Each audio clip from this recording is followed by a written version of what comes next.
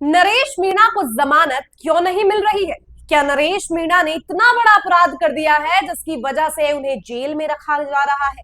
और लगातार मीडिया कैसे नरेश मीणा को बदनाम करने का काम कर रही है और तमाम भारतीय जनता पार्टी से लेकर कांग्रेस तक नरेश मीणा को बाहर नहीं आने देना चाहती है। आज इस साजिश से करेंगे भांडाफोड़। नमस्कार, मैं हूं मेघा और आप देख रहे हैं मीना की आवाज। नरेश मीणा को जमानत क्यों नहीं मिल रही है, ये चर्चा इन दिनों काफी तेज है। सोशल मीडिया से लेकर मीडिया हाउसेस में भी ये इस विषय पर चर्चा खूब हो रही है। तो आज आपको बताएंगे कि आखिर कौन कौन सी ऐसी परिस्थिति है जिसमें कोर्ट जमानत नहीं देता है और क्या नरेश मीणा उन पैमानों पर फिट नजर आते हैं। यानी कि क्या नरेश मीणा ने इन, जो मैं भी आपको बताऊंगी कि किन चीजों में, किन पैरामीटर्स पर जमानत नहीं मिलती है, तो क्या नरेश मीणा ने वो अपराध किया है जिसकी वजह से उन्हें जमानत न मिले। तो चलिए वीडियो को शुरू करते हैं। सबसे पहले आपको बताती हूं कि नंबर 1 कंडीशन अगर कोर्ट जमानत नहीं देती है वो तब है अगर कोई भी व्यक्ति किसी आतंकवादी संगठन से जुड़ा होता है, तब उस व्यक्ति का जमानत पाना इतना आसान नहीं होता।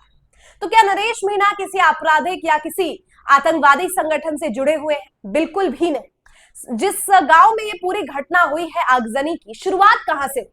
नरेश मीणा ने ग्रामीणों के कुछ अधिकारों को लेकर वोट करने का बहिष्कार किया था और इसी से नाराज होकर कैसे कलेक्टर ने भिजवाया एसडीएम को और वोट डलवाने का जबरदस्ती काम किया।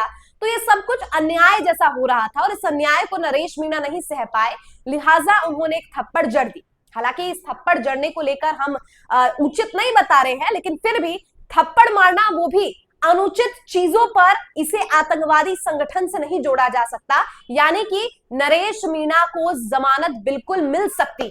दूसरा पैरामीटर, कोर्ट को अगर ऐसा लगता है कि अगर किसी व्यक्ति को जमानत दिया जाएगा तो वो साक्ष्यों के साथ छेड़छाड़ कर सकता है, जो सबूत है उसके साथ छेड़छाड़ कर सकता है। देखिए, यहां पर नरेश मीणा को ना ही भारतीय जनता पार्टी का ना ही कांग्रेस का समर्थन प्राप्त है, तो आखिर किसके बलबूते पर वो साक्ष्य के साथ छेड़छाड़ कर सकते हैं?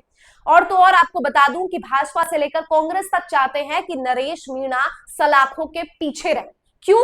क्योंकि इसमें पूरा दोष जो है वो प्रशासन का, कलेक्टर सौम्या झा का है, साथ ही एसडीएम का है जो आते हैं, और वो उन पुलिस वालों का है जो आगजनी करते हैं उस गांव।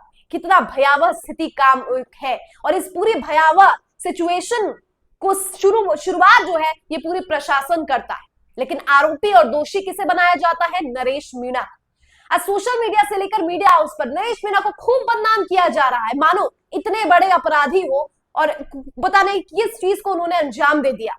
तो यहां पर ये पॉइंट तो बिल्कुल ही कट जाता है कि वो साक्ष्यों के साथ छेड़छाड़ करेंगे, क्योंकि बैक में ना ही उनको सपोर्ट है, ना कोई उनका राजनीतिक बैकग्राउंड है, ना उनका कोई परिवार से कोई बहुत ही धनवान है, ऐसा कुछ भी नहीं है। तो ना पैसों के दम पर, ना पॉलिटिकल बैकग्राउंड के दम पर वो कैसे कोई छेड़छाड़ करेंगे।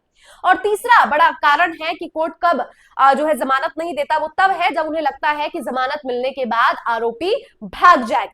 तो जब नरेश मीणा उस समय नहीं भागे, जब उन पर इतने आरोप लगाए गए, उनके साथ इतनी ज्यादती की गई, वो गांव वाले के साथ खड़े रहे, और लोग जो मीडिया पर ये पूरा हवा उड़ा रहे हैं ना, पूरा माहौल बना रहे हैं कि नरेश मीणा तो भाग गया जब आगजनी हुई, लोग गांव वालों को छोड़कर चला गए। तो उसकी असलियत ये है कि नरेश मीणा वहां पर डटे रहे थे, लेकिन जब आगजनी हुई थी तो वो इतने घायल हो गए थे कि गांव वालों को उनका दुख देखा नहीं गया। गांव वालों ने उस तरीके से नहीं देख पा रहे थे, क्योंकि नरेश मीणा के समर्थन में आज इतने गांव हैं कि आज गांव गांव में नरेश मीणा के गांव के नाम से उस गांव का नाम लिखा होता है। इतने पैम्फलेट्स हैं आज, इतने नरेश मीणा के समर्थन में।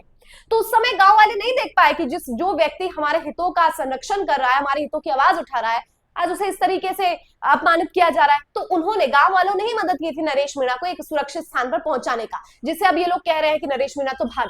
और तो और नरेश मीणा अगले दिन ही वहां पर वापस आते हैं, मीडिया वाले भी आते हैं, तो सोशल मीडिया पर लाइव जाते हैं नरेश मीणा और बताते हैं, पूछते हैं मीडिया वालों से कि आप लोग ऐसा क्यों कह रहे थे कि नरेश मीणा तो भाग गया, वो तो डरपोक है, ये है वो। तब आपको पता है मीडिया वालों को जवाब देते नहीं बना। यानी नरेश मीणा इतने बहादुर थे कि ये सब जब कुछ हो गया उसके अगले दिन भी वो वहां पर आते हैं और उसी तेवर में नजर आते हैं। तो ये बात भी सिरे से खारिज हो जाती है, जो बात लगातार फैलाई जा रही है कि नरेश मीणा जमानत मिलने पर भाग सकते हैं। ऐसा हो ही नहीं सकता, क्योंकि वो नरेश मीणा है जो आगजनी के अगले दिन भी आते हैं, मीडिया से सवाल पूछते हैं और मीडिया को सवालों के उत्तर देते नहीं बनता।